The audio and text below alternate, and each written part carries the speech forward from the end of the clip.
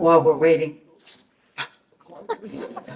almost, while we're waiting for Carla and Linda to come up, uh, I think we all just need to take a very deep breath and be very thankful to our filmmakers for this incredible experience. It's really an honor to introduce our two filmmakers, Deirdre Fishel, who is a brilliant director, but more than that, she captured the heart of this with a lot of love. And Tony Hariza, our wonderful producer, who not only brought expertise to this, but also brought the heart. And that's an important element in all of this. Plus, he actually brought it in on budget within 3 years. So, bravo. We'll just start with some questions for our filmmakers. So, Tony and Deirdre, as I just said, you brought heart and soul to this. So is this what you expected it to be? Did you have preconceived ideas, and how did this turn out the way it turned out? Well, I think we thought we were making a different film. I think we thought that we were making a film about a road trip and a community, and that the film would really be the road trip, and Linda and Jim would visit different people like they visited Curry along the way. So when the road trip ended and Jim took a pretty big decline, the drama started to be in the women's group and how they were really grappling with continuing to care, to be there in this very difficult role. And they were more and more depending on each other. And that started to feel like the heart of the story. So when we first approached you, Norma Loeb and I came to see both of you, and then Linda Zakula joined us. Why did you say yes? Just curious. I think some of you know Mary Lou and Norma. Okay, Tony. And they are very, very convincing people. And but beyond that, actually Deirdre and I had started only a few weeks before that to think about dementia as a possible topic for another film. We'd actually met with some people on Zoom with some people in New York. So not Lewy body dementia, but we had made a previous film about care workers, home care workers. And so we were just exploring that topic. But when we met with Mary Lou and Norma and Linda, we saw this story and saw this topic. And both Deirdre and I had some personal experience with dementia. I did specifically with Lewy body dementia. And it seemed like a great challenge. And Mary Lou and Norma seemed like really great partners. So I think we were drawn in, and I'm glad we were. We're glad you were too. And now we've been joined by our two extraordinarily brave ladies. I'd like to introduce you to Carla Prayer and Linda Zaipula. So Carla and Linda, we who have been on your journey, similar journeys, know how difficult this all is. And so the fact that you're sitting up here with us, thank you. Huge. Carla, I want to ask you, I know for myself, I could not have let cameras into our home. I just wouldn't have done it. I wouldn't. That's the truth. I mean, I'll raise the money. That's not a problem. But to let the cameras in, no, folks. So Carla, why did you say yes?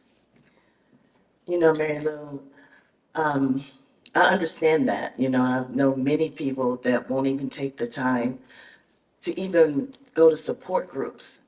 And especially for the African American community, don't want to go to support groups. And I guess I might be in a younger generation. So my thing was, I wanted to bring some light and understanding that you don't have to be ashamed of this journey. As you heard, the numbers are astounding. And I wanted to be able to share the story. And in the beginning, before I started speaking with the Alzheimer's Association, I asked my husband for permission. I said, can we share our story? He said, yeah. I said, I mean, openly and publicly. He said, it needs to be told. So I thought it was important because there's so many stories that don't want to reach out and get help. I mean, many have told me that they were embarrassed that their loved one had dementia. And I just could not understand that. So that is why I thought it was a need, you know. And did you find any of it invasive? Honestly?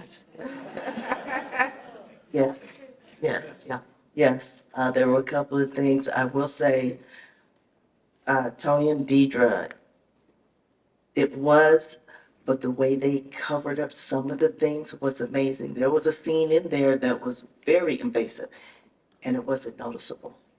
Thank you. Yeah.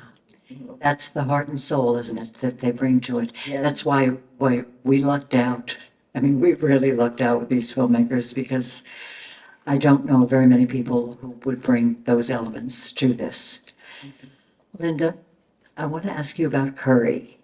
So you have the podcast going with Curry and you're continuing it. How is that working for you?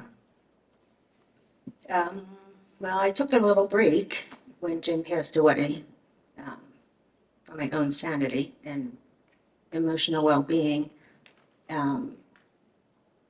We're still trying to get podcasts, a weekly podcast out every week if we can, but he has Lewy bodies, so it's Lewy controls what we can do and record.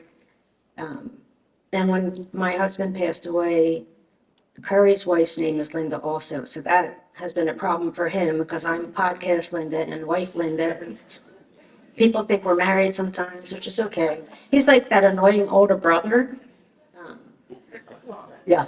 Yeah, because literally how it happened is my husband really didn't share with me all his symptoms because he wanted to protect me.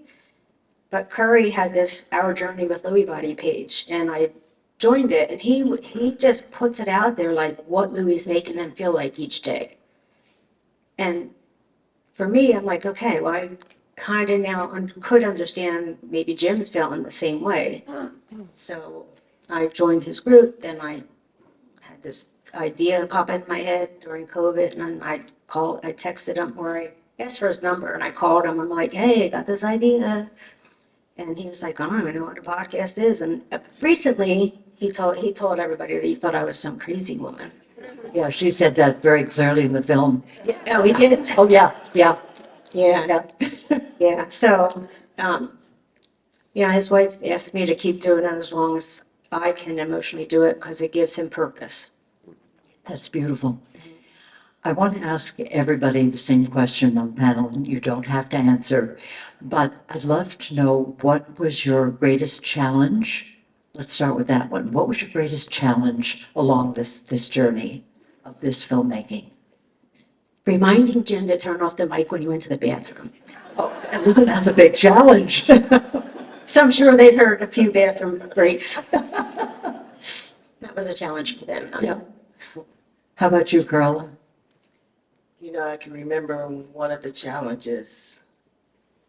It was very stressful the morning when we renewed our vows.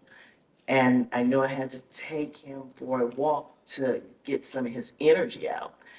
And I knew the cameras was going to be there, and I'm trying to get in. My best friend was supposed to stand with me. She's here in the audience. And things was just going crazy. But then we go take him for a walk. He's trying to pick up the manhole. Thank God that was one of the things that they were busy getting the other stuff done at the house. They didn't get So it. they didn't catch it. He literally was trying to pick up the manhole. But once I got him moving, and then we got back to the house, and when he would see the cameras and see you guys, he just, showtime, you know. Yeah, speak a little bit to Showtime. Will you tell everybody what that is?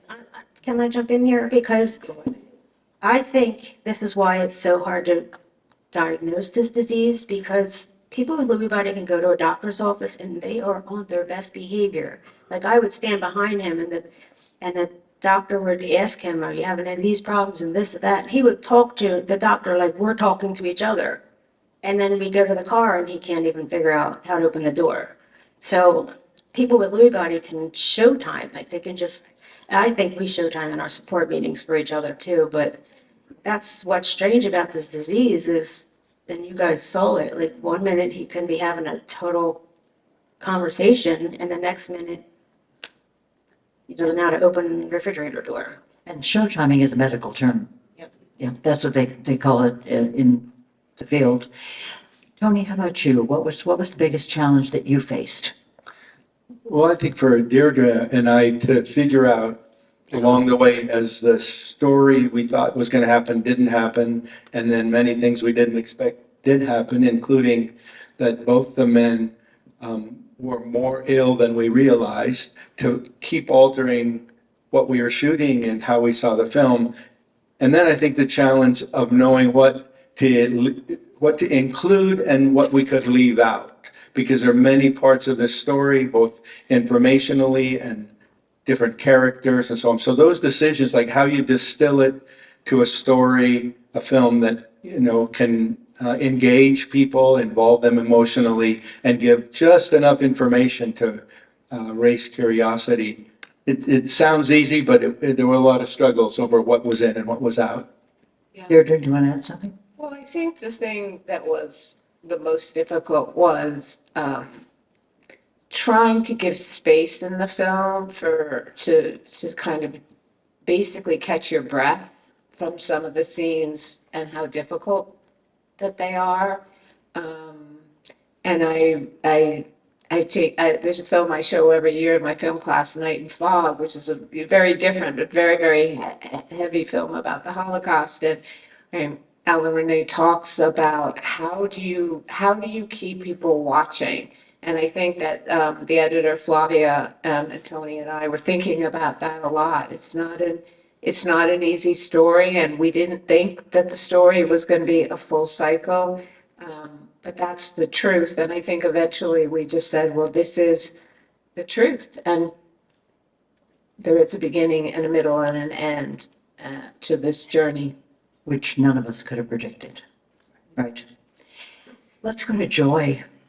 Joy is a wonderful word. So what was the most joyful moment for you, Deirdre? Well, there were many, but one was when Jim ran to see Curry, and he was just so happy to see him. That was a really, really joyful moment. And the moment that Jim was laughing, he just was so happy, and he had been having such a hard time. It was a beautiful, beautiful moment. Tony? Well, one of my favorite moments of the film is the scene of Carla and Patrick in the backyard, and she's explaining about how the connection between them continued. And it was articulated in such a deep way that I think it helped all of us have a window into how caregivers like Linda and Carla can do this for a person, can be there, continually be there for someone they love. Linda? I just want to jump on what you said about the Jim laughing scene. The night before, this was one of the hardest things to see my husband break down and cry. Like he was sobbing and saying, I just want to go home. And then the next day he had this hysteric, like it was just for like 5 minutes. And he was like, I wish this was part of the disease. It's just such a crazy disease. So joy, I have to say, is my friendship with this lady now. And Carla? The whole film overall, but being able to just share, and the fact that we both were so open, and Deirdre and Tony and the whole crew coming in my home, it felt like they were family. So that was really joyous. I mean, it literally felt, there was such a connection. And like I said, there was a part in there that there was an accident that happened. and I had to take care of the accident, and, things happen. It's dementia, you can imagine what the accident was. By the time I got Patrick together and came back, these folks cleaned up the entire accident. That was love. That was family. Yeah. So that was a very joyous, and I just like, wow. So, yeah. I just want to take this moment because our extraordinary director of photography, Eric Phillips Horst, is here, and I just really want to give him a round of applause for how beautiful that is. Absolutely. So, I just want to say that you've given us, all of you have given us an extraordinary gift. The gift of reality, the gift of openness, and most of all, the gift of love. Thank you.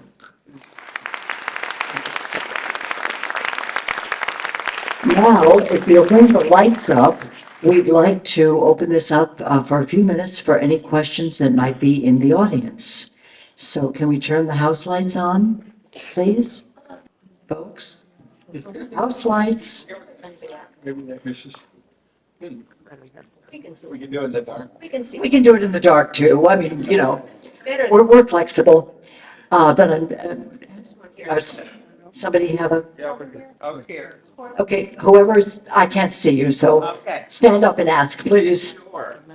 Congratulations on the film. And I was curious, well, two questions, and it's about women with Lewy body dementia. Because there weren't any women with Lewy body dementia in the Not film. in this film, no. And wondering if that was, why that was, or what, if that was a choice. And two, what is, I know that more men get it than women, but what is the ratio? Okay, the question is, there were no women in the film who had Lewy body, and was that a purposeful choice? And what is the ratio between Lewy body of men and women? I do not know what the stats are. It is more men that have Lewy body than women, as opposed to Alzheimer's, where it's more women who have Alzheimer's than men.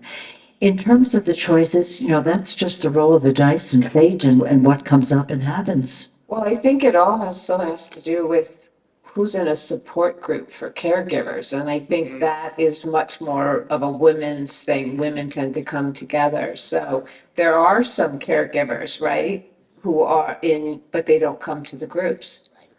And I think that's probably quite typical of support groups. Yeah. And I can just say that there are some women here tonight who have Lewy body, and it could be 50-50 if women were taken more seriously, because they're like, oh, it's just you're a woman, you're going through the change and you have stress. And so women have a very hard time. I mean, it's hard to get a diagnosis to begin with, but women have such an uphill battle because they're not listened to. They're just brushed aside saying oh, you're going through menopause and all that. Yeah, absolutely. I do wish that somebody could hear my voice and turn on the lights. Yeah. Thank you, thank you. All right, now, It's Nikki. other, Nikki did it for you. Nikki, it's Nikki turning on the lights, okay. Yes, please. First of all, thank you. This was an amazingly powerful film, and as someone who's worked with people with dementia for quite a number of years, it was incredibly moving also. I wanted to know, Deirdre and Tony, how did you connect up with Carla and Linda? How did that come about? It seems like it was such a fortuitous meeting and made for a really, really wonderful film, but how did you find the people to sort of be the participants in the film? Well, we were lucky because Mary Lou knew a bunch of stories that were happening, but when we heard that Linda was had this group, that she had this podcast and this group, and that she was going on a road trip, we were like, okay, that could be a movie. So we met her very, very quickly, and the road trip was beginning. So I think we met you in November, and then we were filming in December. We didn't know Carla at all then. Carla was coming to the groups and we kind of met her, but as time went on, we were like, oh, wow, these two have a really strong friendship. And then Carla started just revealing herself as this extraordinary woman. And then we were thinking, okay, well, they're going to get to Sacramento and then she'll come into the story. They didn't make it to Sacramento, but then this group of women decided to meet, and it became clear to us that Carla's story was really important to show this affects so many people. It doesn't matter class, and it doesn't matter race, and there's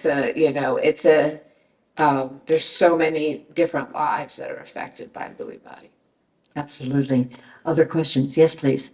Do you have any connections or places where I could get in touch? That would be a question for Norma Loeb at the Lewy Body Dementia Resource Center. So if you go to lbdny.org,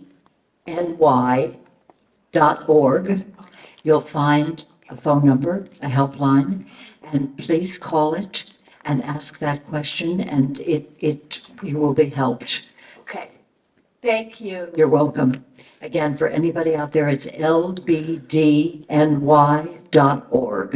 It's probably the best website of any dementia website, and certainly the best website for Lewy body. It's also in 8 languages, folks. That's huge. Hi, thank you so much for the incredible film. I wanted to ask a question surrounding the experience of harnessing the power of the arts, such as film, art, visual art, music, and how you can see the arts as a catalyst for changing public policy surrounding access to treatment surrounding neurological and psychiatric disorders, and also how it can serve as an agent of catharsis for care partners and individuals who are going through these disorders to come together and connect. So 2 years ago today, I actually lost my best friend from bipolar disorder. Now I run an arts production and advocacy company aimed to honoring his legacy. And so to get to see, an incredible team of filmmakers and artists continuing to move forward in carrying on their loved one's legacy in this way is just so moving and powerful. And I'd love to hear more about, your thoughts on advocacy and the arts. That's probably a whole seminar. And thank you, Sasha, for that question. Sasha is from Ann Arbor, Michigan, and is a student there at the University of Michigan in Ann Arbor. I think that the arts play a huge role in all kinds of illness, but especially in dementia. And I will just say from my own example, when my husband could barely walk, I one day was across the hall and I heard the piano, the rock and roll piano going, full tilt, and it was good. He couldn't talk, really. He couldn't walk, but he could still play that piano. So for people who have music in their background, music in their bones, it and art are probably among the last things to leave. The rest of the question, I think we better take up over a lunch. Got a free lunch out of it. Mary Lou, thank you. Thank you to Linda and Carla and the producer. Can you stand up because I can't see where you are? Yep. Oh, thank you. Thanks. Thanks. Lisa Richard had the great pleasure of meeting Mary Lou several years ago. So one thing about Norma, that woman answers the phone 24/7. In case you were wondering, Yep, right there. true. Yes. My question, Linda and Carla, is this: one of you observed, gee, this is not what we thought our retirement, I think Jim said our retirement would be like. And so you're doing such a powerful thing right here, but I wonder at what point do you say, I'm through being angry about what I didn't get, and you embrace this part of your life that you never, ever saw coming. And look what you're doing for so many people. I'm curious about that kind of arc. And maybe you're not there. I don't know. I'm curious about that. Okay, actually, Linda and I was just talking about that this morning. Linda is 3 years, 2.5 years, 2 years, and I'm a year and a half in since our husbands have passed. And it's a roller coaster, The journey is a roller coaster, and after they're gone is a roller coaster. Um, Anger never did really hit me, but the grief hit me hard. Actually, just now going into my second year, it really hit. I took a break from reaching out and taking care of others because I had to do self-care and care for myself. And there are times I still step in, but I pay attention. But one thing I do know, that I was called for this journey. So anger never sat with me. I knew I was called to escort my husband through his journey. So, and I realized it's not over. And it may never be over. I could definitely move on, and in other areas of my life, I may, who knows, I'm not looking, but I could move on and get married. But from my understanding from being in support group, um, that it never goes away. It's just different components of it, and you embrace every one of it. But it does give me purpose to be able to reach back and help escort others that's going through the journey. I'd like to add to that I don't think, please, I don't think that grief has any statute of limitations. I think it morphs, it changes, it has different faces. But when you lose, you just never get completely over it. It just takes different faces, different forms, and we each grieve extremely differently. So it's very, very important not to expect and not to judge, to allow and to be. All right. I think we have time for maybe one more question. Is there another question in the house? Can I just answer for you is, I haven't been able to watch the film because that's where I am. I had my two best friends that are here watch it and give me the Cliff Notes version, but I lived it, so I can't ask me anything I didn't live through, but I am not in an emotional state to watch the film. I appreciate everything they did, and I trusted you guys completely that you would make him, especially with the disease, in the best of light that could be possible. But we were just talking about what this question on our walk today is. We're grieving totally differently. To the point I thought, because the first year, my grief was nowhere near like Linda's. Okay. My grief was nowhere near like Linda's, and I thought something was wrong with me. But our journeys was different. Yeah, and I thought I was going crazy because she was out. Well, She wasn't acting. not far from crazy, but that's all right. I love you anyway.